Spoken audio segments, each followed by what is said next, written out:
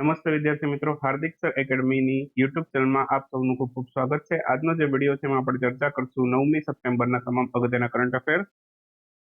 Android એપ્લિકેશનમાં તમે આપણા તમામ અગત્યના કરંટ અફેરની ઈ બુક્સ, પીડીએફ અને ટેસ્ટ સિરીઝ છે આ બધું મેળવી શકો છો। માત્ર એન્ડ્રોઇડ એપ્લિકેશન ડાઉનલોડ કરવા માટેની લિંક છે ડિસ્ક્રિપ્શન બોક્સમાં પણ આપેલી છે, અથવા પ્લે સ્ટોરમાં ડાયરેક્ટ સર્ચ કરશો તો આ ટાઈપનો આપણો લોગો છે। ક્લિયર? તો શરૂ કરીએ હવે આપણો વિડીયો। શરૂ કરતા પહેલા બે પ્રશ્ન છે એ તમારા માટે હોય છે। તો સૌથી પહેલો ક્વેશ્ચન છે, લાસ્ટ વિડીયોમાંથી આ બે ક્વેશ્ચન છે। તો સૌથી પહેલો ક્વેશ્ચન તમારા માટે એવો છે કે હાલમાં આસિયાન ઇન્ડિયા શિખર સંમેલનનું આયોજન કયા સ્થળે કરવામાં આવેલું હતું?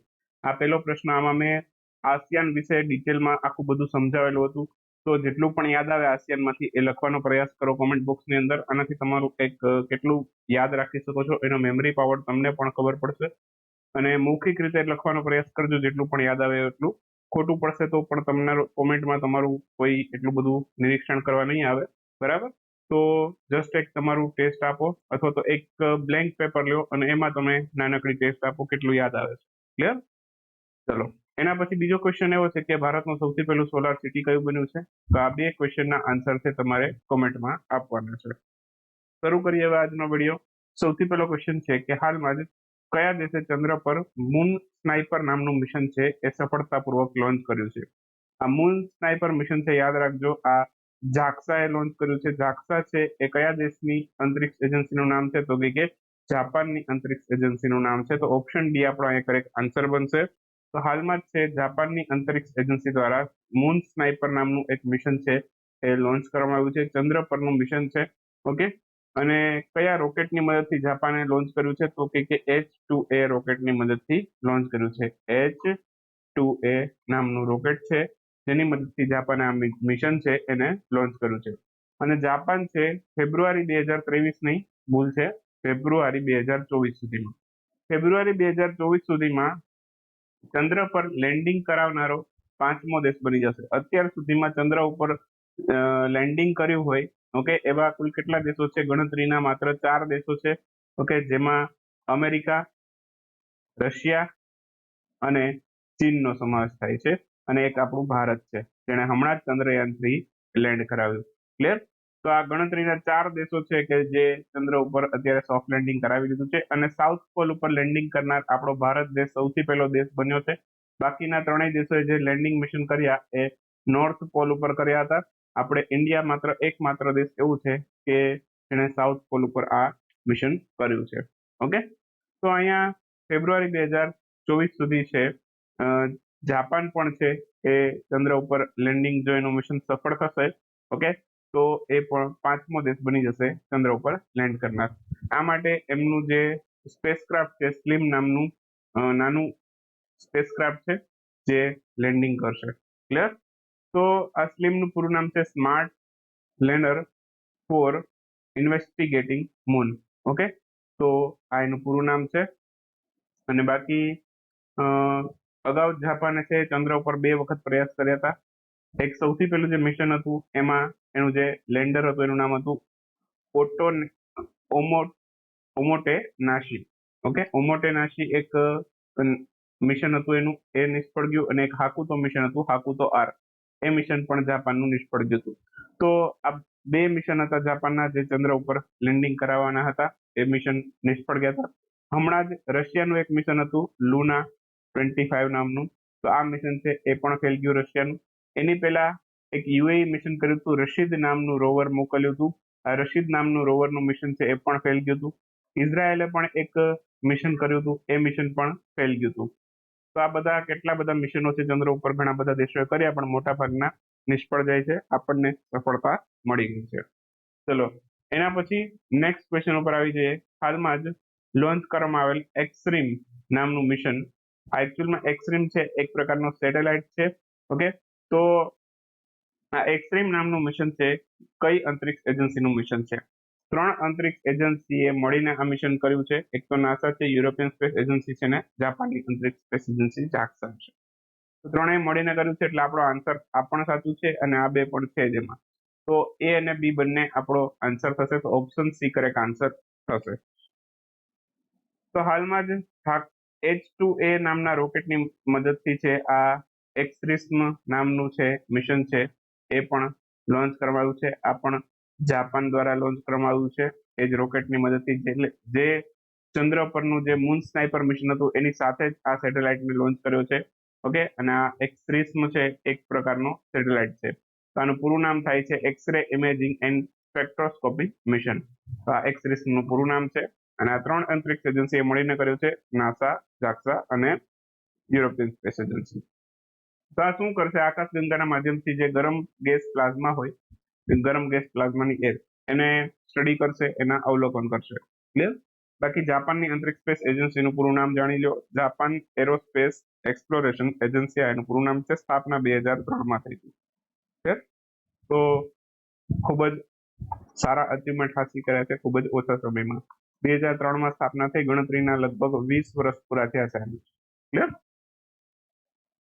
એના પછી નેક્સ્ટ વાત કરીએ તો હાલમાં જ નીચેનામાંથી કોના દ્વારા ત્રિશુલ નામની મેગા ટ્રેનિંગ એક્સરસાઇઝનું આયોજન કરવામાં આવ્યું છે?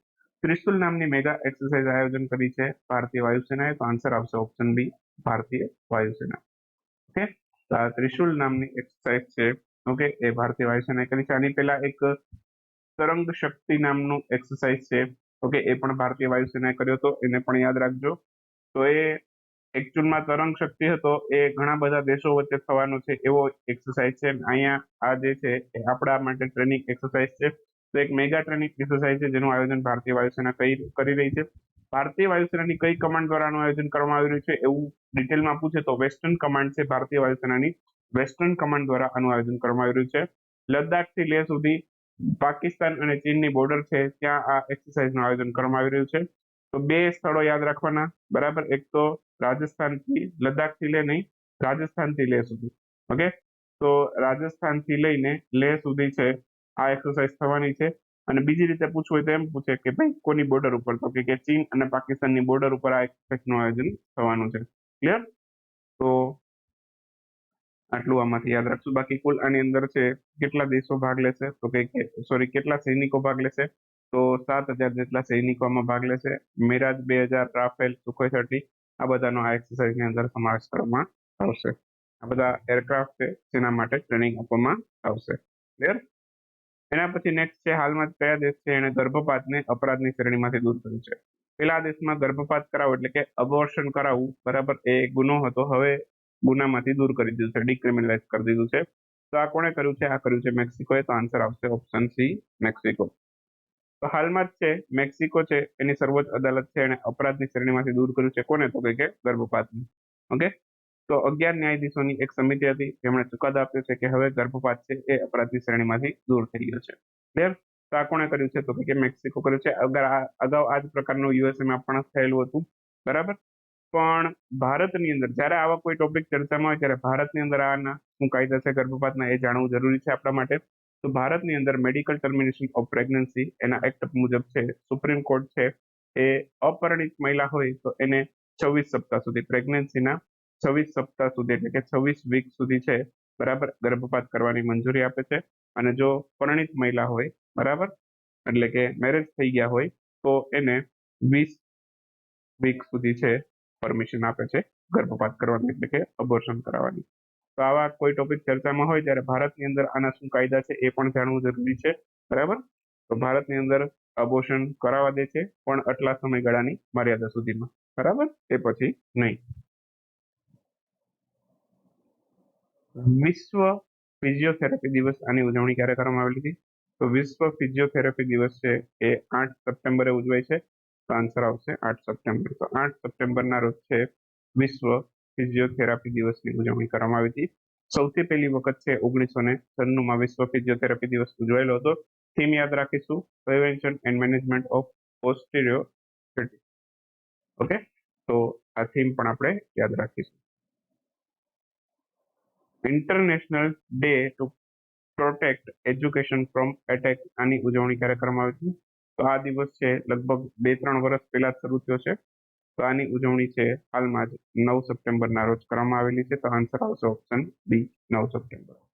હાલમાં જ છે international day to protect education from attack આની ઉજવણી છે 9 સપ્ટેમ્બરના રોજ કરવામાં આવી છે. 2020માં સૌથી પહેલી વખત આ દિવસ ઉજવાયેલો છે. કોણ ઉજવે છે? તો કે યુનિસેફ, ઓકે, અને યુનેસ્કો. બંને મળીને આની ઉજવણી કરે છે. યુનિસેફનું પૂરું નામ પૂછે તો યાદ રાખજો, united nation educational scientific and cultural organization. અને યુનિસેફનું પૂછે તો united nation children's emergency fund. આ એનું બંનેનું પૂરું નામ છે. યુનેસ્કોનું હેડક્વાર્ટર ફ્રાન્સના પેરિસમાં છે, યુનિસેફનું ન્યુયોર્કમાં છે. યુનેસ્કોની સ્થાપના છે એ નવેમ્બર 1945માં થઈ હતી, યુનિસેફની ડિસેમ્બર 1946માં થઈ હતી. તો બસ આટલા પોઈન્ટ આમાંથી યાદ રાખવાના છે, બીજું કશું યાદ રાખવાનું થતું નથી. વિશ્વ ઇલેક્ટ્રિક વ્હીકલ દિવસ ક્યારે ઉજવાયેલો? વિશ્વ ઇલેક્ટ્રિક વ્હીકલ દિવસ, આની ઉજવણી છે એ પણ 9 સપ્ટેમ્બરે કરવામાં આવેલી હતી. તો આન્સર આવશે 9 સપ્ટેમ્બર. તો વિશ્વ ઇલેક્ટ્રિક વ્હીકલ દિવસ છે, આની શરૂઆત પણ 2020માં થઈ. અને ઇલેક્ટ્રિક વ્હીકલ છે એના ઉપયોગ પ્રત્યે જાગૃતતા ફેલાવવા માટે આ દિવસની ઉજવણી કરવામાં આવે છે. અને ઇલેક્ટ્રિક વ્હીકલનું સૌથી વધારે ઉત્પાદન કયા દેશમાં થાય છે એવું પૂછે તો એ ચીનમાં થાય છે. નેક્સ્ટ છે ભારતનું સૌથી પહેલું યુપીઆઈ એટીએમ.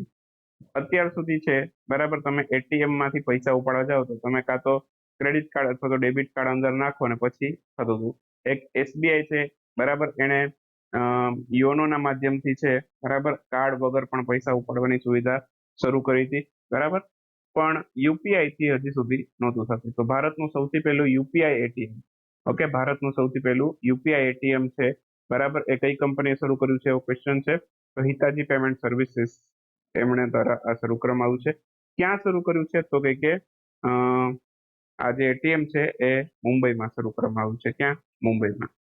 તો હાલમાં જ છે યુપીઆઈ એટીએમ નું નિર્માણ આ જાપાનની હિતાજી પેમેન્ટ સર્વિસ નામની કંપનીએ કર્યું છે. અને આ હિતાજી પેમેન્ટ સર્વિસીસ છે એને કોની સાથે મળીને કર્યું છે? ભારતની national payment corporation of India, જેને આપણે એનપીસીઆઈ ના નામથી ઓળખીએ છીએ, એની સાથે મળીને કર્યું છે. તો અત્યાર સુધી આપણે શું કરતા હતા? ડેબિટ કાર્ડ હતું તો ક્રેડિટ કાર્ડ છે બરાબર, એનાથી એટીએમ માં જઈને પૈસા ઉપાડતા હતા. હવે તમે આના વગર યુપીઆઈ ના માધ્યમથી છે રોકડ ઉપાડ કરી શકશો. ઓકે, આ 5 સપ્ટેમ્બર 2023 ના રોજ છે મુંબઈના ગ્લોબલ ફિનટેક ફેસ્ટની અંદર છે એક એટીએમ ની અંદર છે આ સુવિધા સૌથી પહેલી વખત શરૂ કરવામાં આવી. ત્યાં પૈસા ઉપાડવામાં આવ્યા હતા યુપીઆઈ ના માધ્યમથી. શું કરવાનું રહેશે પૈસા ઉપાડવા માટે? તો પૈસા ઉપાડવા માટે છે બરાબર, સૌથી પહેલા તો તમારે એમાઉન્ટ નાખવાનું થશે. માની લો કે 1000 રૂપિયા ઉપાડવા છે તો 1000 રૂપિયા નાખી દીધા. ઓકે, પછી તમને એક ક્યુઆર કોડ ડિસ્પ્લે થશે બરાબર. તો એક ક્યુઆર કોડ છે તમારે સેલફોનના માધ્યમથી છે સ્કેન કરવાનો રહેશે બરાબર. અને સ્કેન કરશો એ ભેગું પછી તમને યુપીઆઈ પિન નાખીને પેમેન્ટ કરવાનો ઓપ્શન આવી જશે. તો તમારે માત્ર પછી યુપીઆઈ પિન નાખી દેવાનો છે અને પિન નાખશો એટલે એટીએમ માંથી છે પૈસા નીકળવા મળશે બરાબર. તો આ રીતનું આખી પ્રોસેસ છે કે કઈ રીતે પૈસા ઉપાડવા યુપીઆઈ ના માધ્યમથી. પણ ટૂંક સમયમાં એ ટેકનોલોજી છે બરાબર ધીમે ધીમે ઇમ્પ્લિમેન્ટ થશે અને એ પછી હવે ધીમે ધીમે કરતા કાર્ડ છે બને એટલો ઓછો ઉપયોગ થશે. જો આ પ્રોજેક્ટ છે સક્સેસફુલ રહેશે યુપીઆઈ વાળો, તો ધીમે ધીમે કરતા આખા ભારતની અંદર યુપીઆઈ એટીએમ પણ લાગુ થશે બરાબર. અને યુપીઆઈ છે બરાબર એ નોર્મલી સક્સેસ ઘણું ગયું છે. યુપીઆઈ છે બરાબર, અત્યારે ઘણા બધા દેશો છે એને પણ આપણું યુપીઆઈ સિસ્ટમ છે એ અપનાવી છે. ક્લિયર? તો ઘણું સક્સેસ રહ્યું છે. તો આવનારા દિવસોમાં કદાચ એટીએમ પણ આખું ચેન્જ થઈ જાય ને યુપીઆઈ ના માધ્યમથી શરૂ થઈ જાય બરાબર. તો જોઈએ એ ફ્યુચર કેવું હશે બરાબર. થાય ત્યારની વાત ત્યારે, પણ અત્યારે તો આપણે કાર્ડ વાળી સિસ્ટમ છે ગુજરાતમાં. તો યોનો વાળા કદાચ ફેસિલિટી આપે છે, ટ્રાય કરી હોય તો તમે કોઈ ટ્રાય કરી છે કોમેન્ટ કરજો. એશિયાઈ ટેબલ ટેનિસ ટુર્નામેન્ટ એમાં ભારતીય ટીમ છે એને બ્રોન્ઝ મેડલ મેળવ્યો છે. તો આ બ્રોન્ઝ મેડલના બંને ખેલાડીના નામ કહેવાના છે. તો શરદ કમલ અને હરમિત દેસાઈ આ બંનેએ બ્રોન્ઝ મેડલ મેળવેલો છે. એશિયાઈ ટેબલ ટેનિસ ટુર્નામેન્ટ આનું આયોજન કયા સ્થળે થયું હતું એવો ક્વેશ્ચન પણ પૂછે તો સાઉથ કોરિયાના પ્યોંગયાંગ શહેરની અંદર આનું આયોજન થયું હતું. હાલમાં જ કયા રાજ્યની પોલીસ દ્વારા મહિલાઓની સુરક્ષા માટે સેફ સિટી યોજના શરૂ કરવામાં આવી છે? તો હરિયાણા રાજ્યની પોલીસે મહિલાઓ માટે સેફ સિટી યોજના શરૂ કરી છે. તો આન્સર આવશે હરિયાણા.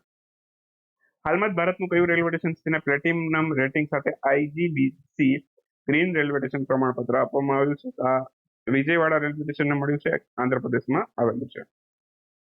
તો આની સાથે 9મી સપ્ટેમ્બરનો વિડીયો છે અહીંયા સમાપ્ત કરીએ. મળીએ આવતીકાલે 10મી સપ્ટેમ્બરના વિડીયોમાં આત્મહત્યા નિવારણ દિવસ સાથે બરાબર. આવતીકાલે આત્મહત્યા નિવારણ દિવસ છે 10 સપ્ટેમ્બરે. તો મળીએ આવતીકાલના વિડીયોમાં.